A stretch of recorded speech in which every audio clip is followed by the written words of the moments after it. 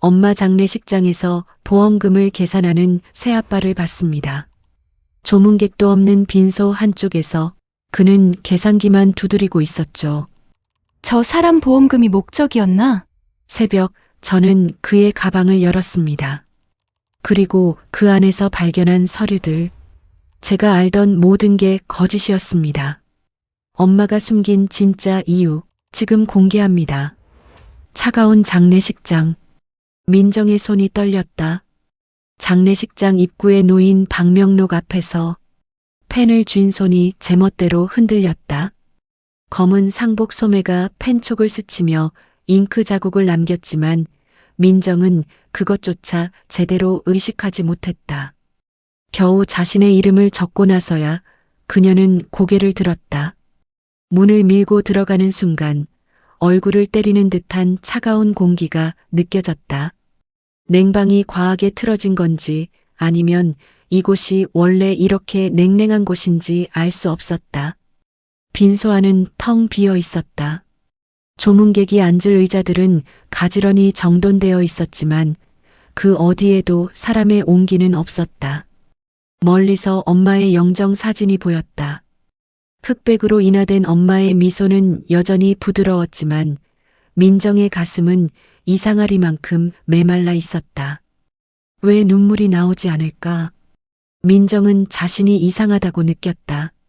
엄마가 세상을 떠났는데 장례식장에 와 있는데 영정 사진 앞에 서 있는데도 눈물 한 방울 흘러내리지 않았다.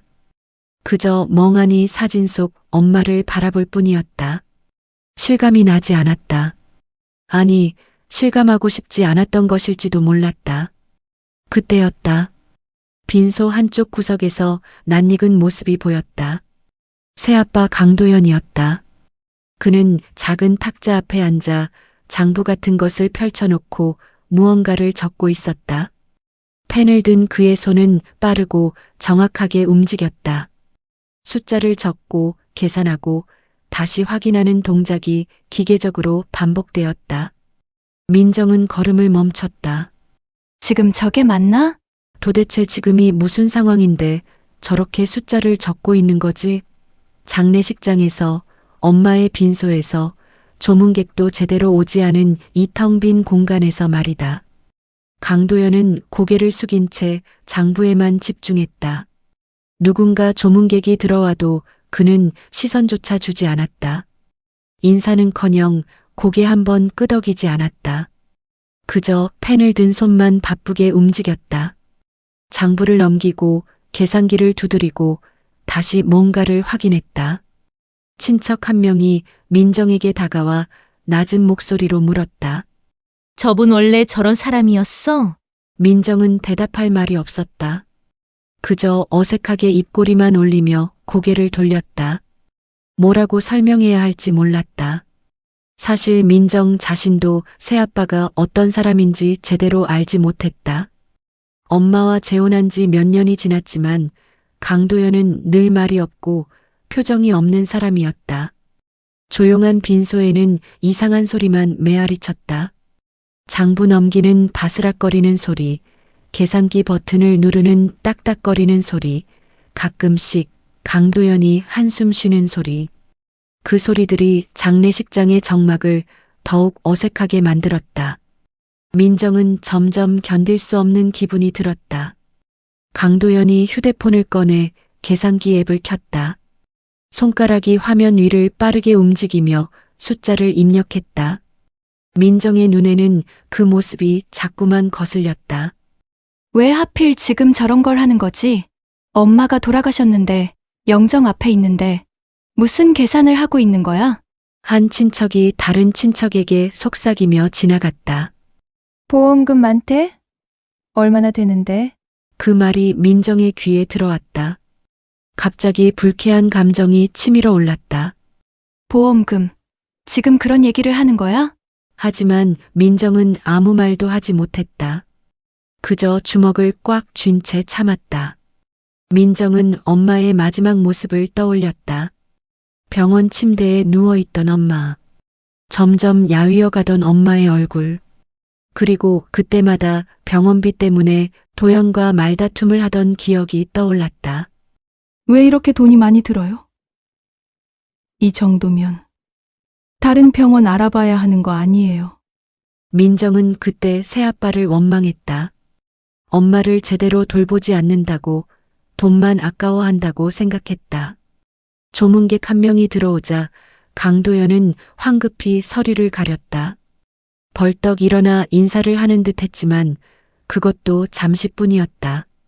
조문객이 향을 피우고 돌아서자마자 그는 다시 자리에 앉아 장부를 펼쳤다. 숫자를 확인하고 뭔가를 적고 다시 계산했다.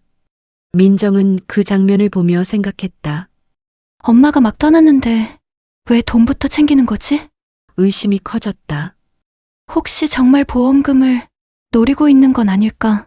엄마가 살아있을 때도 제대로 돌보지 않았는데 이제 돌아가시니까 돈만 챙기려는 건 아닐까? 빈소 구석에 놓인 강도연의 검은 가방이 유난히 눈에 들어왔다. 가죽으로 된 묵직한 서류 가방이었다. 지퍼가 완전히 닫히지 않아 안에 뭔가 서류 같은 것이 삐져나와 있었다. 민정은 그 가방이 신경 쓰였다. 저 안에 뭐가 들어있는 걸까? 왜 저렇게 항상 옆에 두고 다니는 걸까? 민정은 새아빠와의 거리가 갑자기 극단적으로 멀어진 느낌을 받았다. 같은 공간에 있지만 완전히 다른 세계에 있는 것 같았다. 엄마의 죽음 앞에서 민정은 슬퍼하고 있는데 강도연은 차갑게 계산만 하고 있었다. 이해할 수 없었다. 아니, 이해하고 싶지 않았다. 슬픔보다도 불안과 의심이 무겁게 자리 잡기 시작했다. 민정의 마음속에는 엄마를 잃은 슬픔보다 새아빠에 대한 의심과 분노가 더 크게 자리 잡고 있었다. 장례식장의 차가운 공기는 민정의 마음까지 얼려버린 것 같았다. 이상한 움직임. 다음 날 아침 민정은 간밤에 거의 잠을 이루지 못했다. 빈소 옆 작은 방에서 눈을 붙였다 떴다를 반복하며 밤을 지새웠다. 새벽 6시가 조금 넘은 시각 빈소로 나왔을 때 강도연은 이미 깨어 있었다. 아니, 어쩌면 그도 한숨도 자지 못했을지 모른다는 생각이 들었다. 하지만 그의 모습은 슬픔에 잠긴 사람이 아니었다. 강도연은 빈소 한쪽 구석, 창문 옆 어두운 공간에 서서 전화를 걸고 있었다. 낮은 목소리였지만 조용한 빈소에서는 그 말들이 또렷하게 들렸다. 네, 지급일이요 확인했습니다. 서류는 다 준비되어 있고요. 강도연의 목소리는 차분했지만 어딘가 급한 느낌이었다. 금액이 네, 그 정도면 네 알겠습니다. 민정은 순간적으로 귀가 쫑긋해졌다. 보험사랑 통화하는 건가? 지급일, 서류, 금액. 이 단어들이 조합되면서 민정의 머릿속에는 하나의 그림이 그려졌다. 보험금. 그는 지금 엄마의 보험금에 대해 이야기하고 있는 것이다. 전화를 끄는 강도연은 곧바로 또 다른 번호를 눌렀다. 한 통, 두 통. 전화는 계속 이어졌다. 그는 장례 절차에는 관심이 없어 보였다. 조문객 명단을 확인하지도 장례 일정을 점검하지도 않았다. 그저 전화기만 붙잡고 있었다.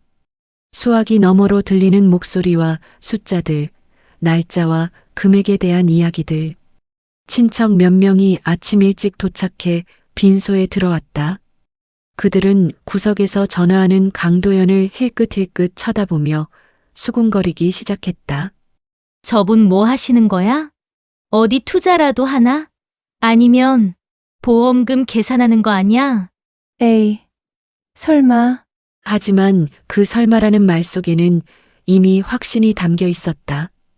민정은 그 속삭임들을 들으며 점점 더 불편해졌다.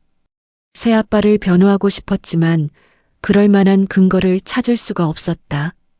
오히려 민정 자신도 같은 의심을 하고 있었으니까. 민정은 문득 어릴 적 기억을 떠올렸다. 엄마가 강도연과 재혼한 건 민정이 고등학교 2학년 때였다. 처음에는 밝게 웃던 엄마가 재혼 후 몇 달이 지나면서 급격히 조용해졌다. 말수가 줄었고 웃음도 사라졌다. 민정이 엄마, 괜찮아? 라고 물으면 응, 괜찮아. 라고만 대답했지만 그 눈빛은 괜찮지 않았다. 밤늦게 화장실에 가려고 일어났을 때 거실에서 혼자 울고 있던 엄마의 모습이 떠올랐다. 민정은 그때 모른 척했다. 어떻게 위로해야 할지 몰랐다. 그리고 그 후로도 민정은 계속 모른 척했다. 엄마가 왜 우는지, 무엇 때문에 힘든지, 새아빠와 무슨 일이 있는지. 금액 확인 부탁드립니다. 네. 정확한 금액으로. 강도연의 목소리가 다시 들렸다.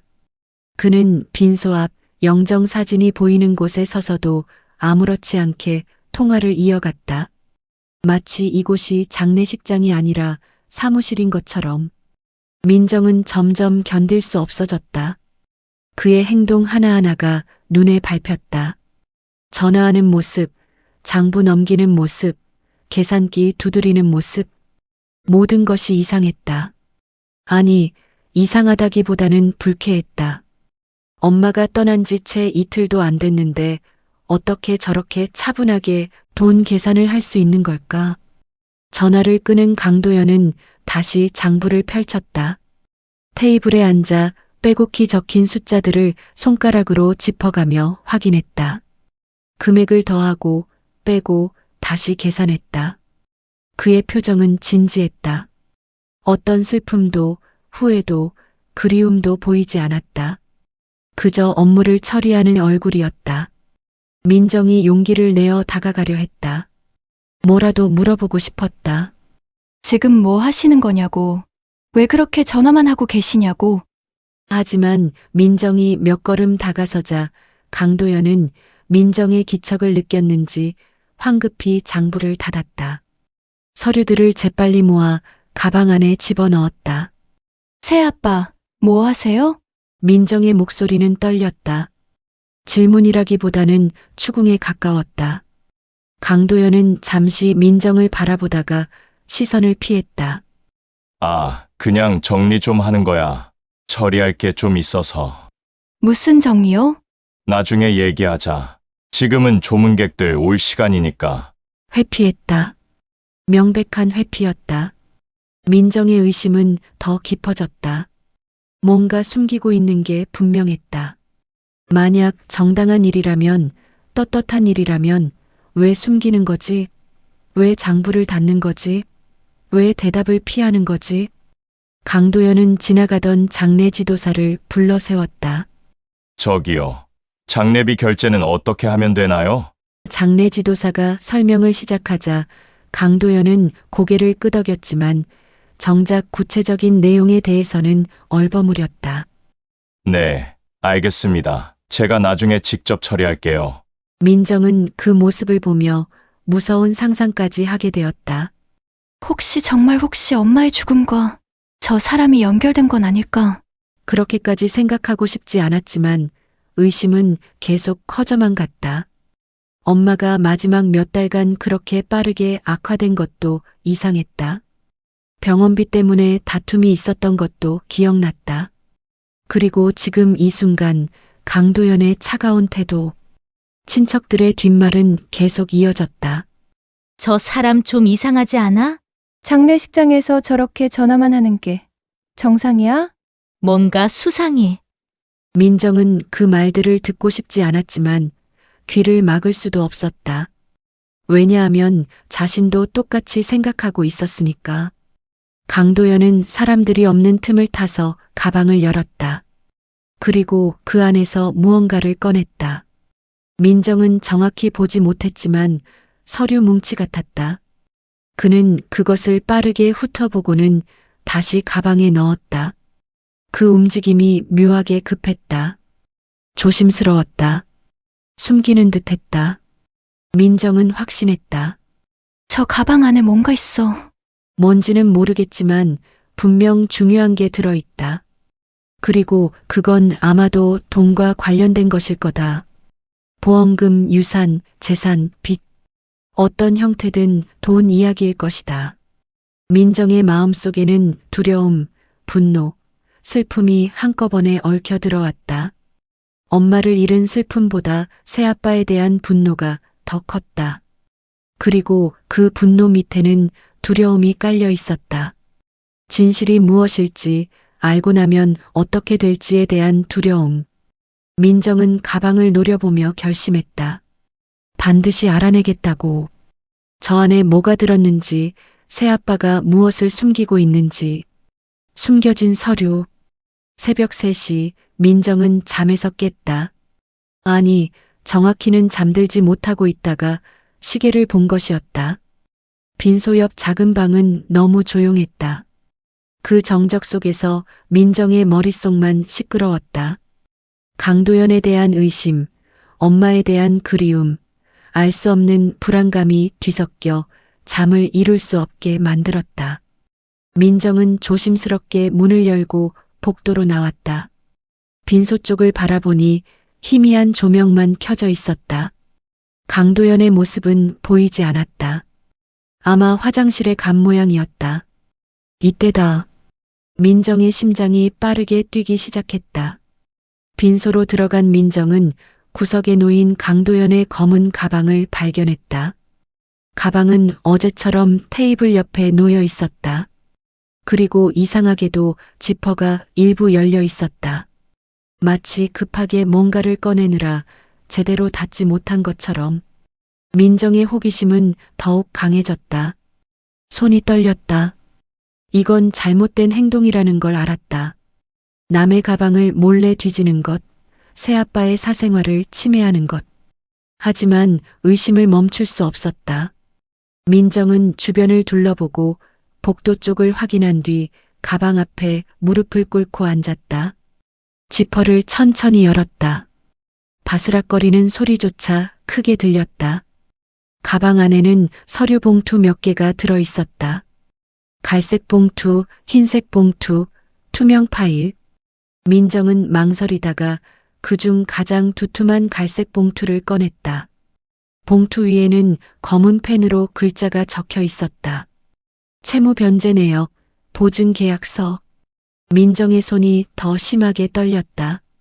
채무, 보증, 무슨 의미일까? 민정은 봉투를 열고 안에 문서를 꺼냈다. 첫 장을 펼치는 순간 민정의 눈이 커졌다. 문서 맨 위에는 엄마의 이름이 또렷하게 적혀 있었다. 채무자 박선희. 엄마 이름이었다. 그 아래로는 빽빽하게 숫자들이 나열되어 있었다. 금액, 날짜, 이자율, 상환 내역. 민정은 숨이 막히는 것 같았다. 다음 장에는 빚 보증 기록이 있었다. 엄마가 누군가의 빚을 보증했다는 내용이었다. 그리고 그 누군가는 강도연이었다.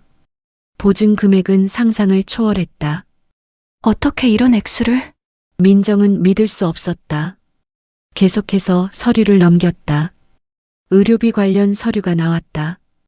병원 영수증, 수술비 청구서, 치료비 내역. 모두 엄마의 이름으로 되어 있었다. 암 진단 이후에 모든 치료비 기록이었다. 그 금액들은 민정이 알고 있던 것보다 훨씬 컸다. 몇 천만 원이 아니라 억 단위였다. 엄마가 이런 걸 왜? 민정은 작은 소리로 중얼거렸다. 이해할 수 없었다. 엄마는 왜 이렇게 큰 빚을 보증했을까? 왜 이런 엄청난 의료비를 혼자 감당하려 했을까? 다른 서류 뭉치를 꺼냈다. 이번에는 영수증들이었다. 은행 이체 확인증, 카드 결제 내역, 현금 영수증. 모든 영수증의 결제자는 강도연이었다. 그가 대신 납부한 증빙 자료들이 두툼하게 묶여 있었다.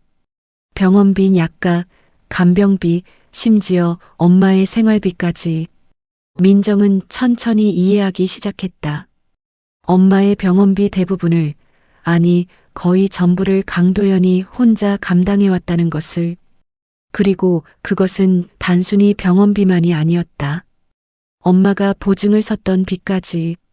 강도연이 사업 실패로 진 빚을 엄마가 대신 보증했고 그 빚을 다시 강도연이 갚아가고 있었던 것이다. 이게 무슨, 민정의 손에서 서류가 떨어질 뻔했다. 충격으로 손에 힘이 풀렸다. 지난 몇 년간 민정이 알고 있던 것, 믿고 있던 것이 모두 흔들리기 시작했다. 새아빠가 엄마를 제대로 돌보지 않았다고, 병원비를 아까워했다고, 그게 아니었다. 오히려 그 반대였다. 바로 그때였다. 빈소문이 조용히 열리는 소리가 들렸다. 민정은 깜짝 놀라 고개를 들었다. 강도연이 서 있었다. 그는 화장실에서 돌아온 모양이었다. 민정과 눈이 마주쳤다. 민정은 서류를 숨기려 했지만 이미 늦었다. 강도연은 민정의 손에 들린 서류를, 바닥에 흩어진 문서들을, 열린 가방을 모두 보았다. 그의 표정이 굳어졌다. 강도연이 입을 열었다. 목소리에는 피로가 가득했다. 내가 볼 필요 없는데. 민정은 그대로 앉은 채 서류를 붙잡고 있었다. 숨길 수도 없고 변명할 수도 없었다. 그저 강도연을 올려다볼 뿐이었다. 강도연은 한숨을 길게 쉬었다. 그리고 민정 옆으로 와서 천천히 주저앉았다. 무릎을 굽히고 앉는 그의 모습에서 깊은 지침이 느껴졌다. 민정의 목소리가 떨렸다. 왜 엄마한테 이런 걸 시켰어요? 보증을 왜 엄마가 서야 했어요? 강도연은 바닥을 내려다보며 말했다. 시킨 게 아니야. 내 엄마가 스스로 선택한 거였어. 그게 무슨 말이에요? 강도연은 고개를 천천히 들었다. 그의 눈은 충혈되어 있었다. 며칠간 제대로 자지 못한 흔적이 역력했다. 내 엄마 나 때문에 더 힘들어했어. 내가 사업을 망쳤을 때, 빚쟁이들이 찾아왔을 때, 내 엄마가 모든 걸 막아섰어. 자기가 책임지겠다고, 자기 이름으로 보증을 서겠다고. 민정은 아무 말도 할 수 없었다. 처음에는 말렸어. 절대 안 된다고 하지만 내 엄마는 완고했어. 가족이니까 당연한 거라고 했어. 그래서 강도연의 목소리가 잠겼다. 난 그때부터 평생 죄책감 속에서 살았어. 내 엄마 병원비, 생활비, 그리고 그 빚까지 전부 내가 갚아야 할 빚이었어. 내 잘못으로 생긴 빚이니까. 민정의 눈에서 눈물이 흘러내렸다. 이해가 되었다. 강도연이 왜 그렇게 차갑게 보였는지, 왜 항상 침묵했는지, 왜 계산에만 매달렸는지. 그건 무심함이 아니었다. 죄책감이었다. 책임감이었다. 내가 알면, 강도연이 말을 이었다. 내가 알면 더 힘들어할까봐, 더 미안해할까봐 말 못했어. 내 엄마도 원하지 않았어. 너만은 이런 거 모르고 살았으면 좋겠다고. 민정은 서류를 꼭 쥐었다. 종이가 구겨지는 소리가 조용히 들렸다. 빈소의 정막 속에서 두 사람은 아무 말 없이 앉아 있었다. 민정은 처음으로 강도연의 얼굴을 똑바로 보았다. 그 얼굴에는 슬픔이 가득했다. 그동안 보지 못했던, 아니 보려 하지 않았던 슬픔이. 진짜 목적. 민정은 강도연의 계산이 왜 그토록 급했는지 이해하려 애썼다. 서류를 보고 난 후에도, 그의 고백을 들은 후에도 여전히 완전히 이해되지 않는 부분이 있었다. 왜 그렇게까지 서두르는 걸까? 왜 장례식장에서조차 계산기를 놓지 못하는 걸까? 새벽은 천천히 밝아오고 있었다. 빈소의 형광등 불빛과 섞이는 희미한 아침 햇살이 창문 틈으로 스며들었다. 강도연은 여전히 민정 옆에 앉아 있었다. 두 사람은 한동안 말없이 엄마의 영정 사진만 바라보고 있었다. 강도연이 조심스럽게 입을 열었다. 사실은 보험금, 액수가 생각보다 적어. 민정은 고개를 돌려 그를 바라봤다. 강도연의 얼굴은 창백했다. 밤을 새우고 걱정하고 계산하느라 지쳐 보였다. 얼마나요? 병원비랑 장례비 빼면 거의 안 남아. 강도연은 손으로 얼굴을 문질렀다. 그것도 내 엄마 빚이 더 많아. 민정은 숨이 멎는 것 같았다. 그럼 그게 무슨 뜻이에요? 내 엄마가 보증 선 빚이 아직 4천만 원 정도 남았어. 병원비 미납분도 있고. 근데 보험금은 강도연은 말을 이었다. 보험금은 그것보다 적어. 3천 정도밖에 안 돼.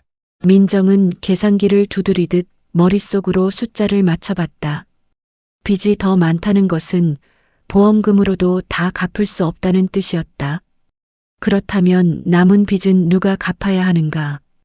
법적으로는 보증인이었던 엄마가 이미 세상을 떠났으니 그 빚은 그럼 그 빚은 민정의 목소리가 떨렸다. 제가 갚아야 하는 거예요? 강도연은 재빨리 고개를 저었다. 아니, 아니야. 그건 절대 아니야 하지만 법적으로는 내가 상속을 포기하면 돼. 나한테도 연락이 왔어. 채권자들이 너한테 청구할 거라고. 강도연은 민정의 눈을 똑바로 바라봤다. 근데 난 그게 싫었어. 내가 25살의 빚을 떠안고 사는 게 민정은 입술을 깨물었다. 그래서 계산을 하신 거예요? 제가 빚을 안 지게 하려고? 강도연이 고개를 끄덕였다. 최소한 너한테는 빚을 안 넘기고 싶었어. 그게 내 엄마한테 할 수 있는 마지막이라고 생각했거든. 민정은 목이 메었다. 그동안 자신이 얼마나 잘못 생각하고 있었는지 깨달았다. 강도연을 욕심 많은 사람이라고, 보험금을 노리는 사람이라고 판단했던 자신이 부끄러웠다. 장례지도사가 빈소로 들어왔다. 죄송합니다만 장례비 결제 관련해서 확인이 필요한데요. 강도연은 자리에서 일어나 장례지도사에게 다가갔다. 민정은 그 뒤를 따라갔다. 장례지도사는 청구서를 내밀었고 강도연은 그것을 받아 확인했다. 여기 계좌로 입금하시면 됩니다. 장례지도사가 설명했다. 강도연은 고개를 끄덕이고는 주머니에서 봉투 하나를 꺼냈다. 그리고 그 안에서 서류를 꺼내 장례지도사에게 건넬 때 민정은 그 서류를 힐끗 볼 수 있었다. 서류에는 채무인수각서라는 제목이 보였다. 민정은 숨을 죽이고 그 내용을 읽으려 했지만 강도연이 재빨리 봉투에 다시 넣었다. 하지만 민정은 이미 보았다. 그 각서 안에는 엄마의 모든 자녀 채무를 강도연 본인이 떠안겠다는 내용이 적혀 있었다. 장례지도사가 자리를 뜬 후 민정은 강도연에게 다가갔다. 아까 그 서류 뭐예요? 강도연은 잠시 망설이다가 한숨을 쉬었다. 이제 더 이상 숨길 수 없다는 표정이었다. 그는 봉투를 다시 꺼내 민정에게 건넸다. 민정이 서류를 펼쳐보자 거기에는 강도연의 서명이 또렷하게 적혀 있었다. 엄마 이름으로 되어 있던 모든 빚을 본인이 책임지고 갚겠다는 법적 문서였다. 채권자들과 협의를 끝낸 내용도 포함되어 있었다. 민정의 손이 떨렸다. 이건 언제 준비하신 거예요? 엄마 돌아가시고 바로 변호사랑 연락해서 내가 절대 빚을 지지 않게 하려고. 강도연의 목소리는 낮았지만 단호했다. 너는 내 삶만 살아. 나는 내 엄마랑 약속했거든. 민정이만큼은 꼭 지켜주겠다고. 민정의 눈에서 눈물이 쏟아졌다. 참고 있던 모든 감정이 한꺼번에 터져나왔다. 엄마를 잃은 슬픔, 새아빠를 오해했던 죄책감, 그리고 그가 보여준 희생에 대한 감사함이 뒤섞여 흘러내렸다. 친척들이 하나둘씩 빈소로 들어오기 시작했다. 그들은 여전히 강도연을 이상한 눈으로 쳐다봤지만 진실을 아는 사람은 민정뿐이었다. 민정은 그들에게 설명하고 싶었지만 강도연은 조용히 고개를 저었다. 굳이 알릴 필요 없다는 듯이. 민정은 오해했던 스스로가 너무나 부끄러웠다. 고개를 들 수가 없었다. 새아빠는 엄마를 돌보지 않은 게 아니었다. 오히려 자신의 모든 것을 바쳐 엄마를 지켰던 사람이었다. 그리고 이제는 민정까지 지키려 하고 있었다. 강도연은 민정의 눈치를 살피며 말했다. 너 부담 줄까봐 말 못했어. 내가 알면 미안해할까봐, 나한테 고마워할까봐 그게 싫었거든. 장례식장 뒷문으로 나온 두 사람은 차갑게 부는 새벽 바람을 맞으며 서 있었다. 강도연이 담배를 꺼내려다 멈췄다. 민정 앞에서 피우기 민망했던 모양이다. 그저 두 사람은 조용히 긴 한숨만 내쉬었다.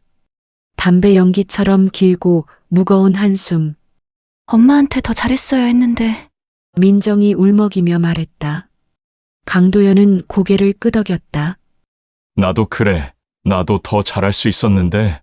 새아빠도요? 응. 내 엄마는 늘 너 걱정만 했어. 마지막까지도 내 얘기만 했어. 민정이는 잘 크고 있냐고. 민정이한테는 절대 짐이 되면 안 된다고. 강도연의 목소리가 떨렸다. 그래서 나도 약속했어. 민정이는 내가 꼭 지키겠다고. 민정은 그제야 이해했다. 새아빠의 침묵이 무심함이 아니라 두려움이었다는 것을. 민정에게 짐이 될까봐, 민정이 힘들어할까봐 차라리 혼자 모든 걸 감당하려 했던 것을. 강도연의 손끝은 계속 떨렸다. 그는 주머니에서 계산서를 또 꺼내 확인했다. 숫자를 확인하고 금액을 계산하고 깊은 숨을 쉬었다. 그 행동이 이제는 달리 보였다. 욕심이 아니라 책임이었다. 탐욕이 아니라 헌신이었다. 민정에 얼어붙었던 감정이 조금씩 녹아내렸다. 빈소 조명이 뒷문 틈으로 새어나와 두 사람의 얼굴을 은은하게 비췄다. 그 빛 속에서 민정은 강도연을 다시 보기 시작했다. 새로운 눈으로, 진실을 아는 눈으로. 민정의 마음 속에서 강도연에 대한 정의가 완전히 바뀌었다. 그는 더 이상 의심스러운 사람이 아니었다. 그는 가족이었다. 마지막 약속? 발인을 앞둔 새벽, 민정은 혼자 영정 앞에 앉아 있었다. 빈소는 고요했다. 조문객들이 모두 돌아가고 친척들도 잠시 자리를 비운 시간이었다. 오직 민정과 엄마의 사진만이 그 공간을 채우고 있었다. 민정은 작은 목소리로 말을 건넸다. 나 너무 몰랐어. 엄마가 얼마나 힘들었는지, 새아빠가 얼마나 노력했는지 아무것도 몰랐어. 영정 속 엄마는 여전히 부드럽게 미소 짓고 있었다. 그 미소가 이제는 다르게 보였다. 아픔을 감추고 딸을 지키기 위해 애썼던 미소였다는 것을.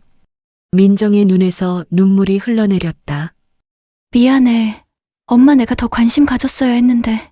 엄마 힘든 거 알면서도 모른 척했어. 무서웠어. 알고 나면 내가 뭘 해야 할지 몰라서. 민정은 조용히 흐느꼈다. 그래서 그냥 도망쳤어. 뒤편에서 발소리가 들렸다. 민정은 고개를 돌리지 않았지만 누군지 알 수 있었다. 강도연이었다. 그는 조용히 걸어와 향 하나를 집어들었다. 불을 붙이고 3번 절을 올렸다. 그의 움직임은 천천히 정성스러웠다. 향을 꽂은 후 강도연은 민정 옆에 섰다. 두 사람은 나란히 영정을 바라봤다. 말없이 오래도록. 침묵이 흘렀지만 불편하지 않았다. 오히려 그 침묵 속에서 두 사람은 같은 슬픔을 나누고 있었다. 민정은 용기를 내어 입을 열었다. 죄송해요, 새아빠. 강도연은 놀란 듯 민정을 바라봤다. 예상하지 못한 말이었던 모양이다. 제가 새아빠를 너무 오해했어요. 나쁘게만 생각했어요. 그동안 정말 죄송했어요. 강도연은 부드럽게 고개를 저었다. 내 잘못 아니다. 내가 설명을 안 했으니까. 내가 말을 못한 거니까. 그래도 민정아. 강도연이 민정의 어깨에 손을 얹었다. 너는 아무 잘못 없어. 딸이 엄마 걱정하는 거 당연한 거야. 오히려 나한테 따져 물은 것도 용감한 거였어. 민정은 고개를 숙였다. 강도연의 따뜻한 말이 가슴에 스며들었다. 강도연은 잠시 망설이다가 재킷 안주머니에서 서류 봉투를 꺼냈다. 흰색 봉투였다. 미리 준비해둔 것처럼 깔끔하게 정리되어 있었다. 그는 그것을 민정에게 건넸다. 이게 뭐예요? 민정은 봉투를 열었다. 안에는 여러 장의 서류가 들어 있었다. 첫 장은 채무인수 확인서였다. 엄마의 모든 빚을 강도연이 법적으로 책임진다는 공식 문서였다. 두 번째 장은 상속 포기 안내문이었다. 아무것도 상속받지 않아도 되도록, 그리고 빚도 상속되지 않도록 정리한 서류였다. 이건 이미 다 처리하신 거예요? 응, 변호사랑 채권자들이랑 다 협의 끝났어. 너는 아무 걱정 안 해도 돼. 빚도 없고 청구도 안 갈 거야. 민정의 손이 떨렸다. 서류 너머로 보이는 강도연의 서명, 날짜, 금액들. 그 모든 것이 민정을 위한 것이었다. 너는 내 삶만 살아. 강도연의 목소리는 단호했지만 따뜻했다. 대학 졸업하고 취업하고 내가 하고 싶은 거 하면서 살아. 나는 내 엄마랑 약속했어. 민정이만큼은 꼭 지켜주겠다고. 민정이는 행복하게 살게 해주겠다고. 민정의 눈에서 참아왔던 눈물이 터져나왔다. 더 이상 참을 수 없었다. 엄마를 잃은 슬픔, 새아빠를 오해했던 미안함, 그리고 이렇게까지 자신을 지켜주려는 그의 마음에 대한 감사함이 한꺼번에 쏟아졌다. 민정은 울먹이며 말했다. 왜 이렇게까지? 가족이니까. 강도연이 간단히 대답했다. 내 엄마가 나를 가족으로 받아줬잖아. 그럼 너도 내 가족이지. 가족은 서로 지켜주는 거야. 두 사람이 서로를 가족으로 받아들이는 순간이었다. 피로 이어진 가족은 아니었지만 진심으로 이어진 가족이 되는 순간이었다. 강도연은 천천히 영정 쪽으로 몸을 돌렸다. 그리고 엄마 사진을 바라보며 떨리는 목소리로 말했다. 그의 목소리가 잠겼다. 잘 가요. 약속 지킬게요. 민정이 꼭 지킬게요. 그러니까 편히 가세요. 민정은 처음으로 새아빠가 눈물 흘리는 모습을 봤다. 그는 애써 참았지만 눈가가 붉어졌고 어깨가 떨렸다. 그토록 침묵하고 감정을 숨기던 사람이 이제야 자신의 슬픔을 드러냈다. 발인 절차가 시작되었다. 장례 지도사가 들어와 준비를 도왔다. 친척들이 하나둘씩 모여들었다. 관을 옮기는 시간이 다가왔다. 강도연은 마지막까지 민정의 곁에 있었다. 민정이 흔들릴 때마다 어깨를 지탱해 주었다. 민정이 주저앉을 것 같을 때 팔을 잡아주었다. 말없이 묵묵히 그저 곁에 있어 주었다. 영구차가 장례식장 앞에 섰다. 관을 싣는 순간 민정은 정말로 엄마가 떠난다는 것을 실감했다. 무릎에 힘이 풀렸다. 강도연이 재빨리 민정을 붙잡았다. 장례식장의 묵직한 침묵이 두 사람의 마음을 천천히 감쌌다.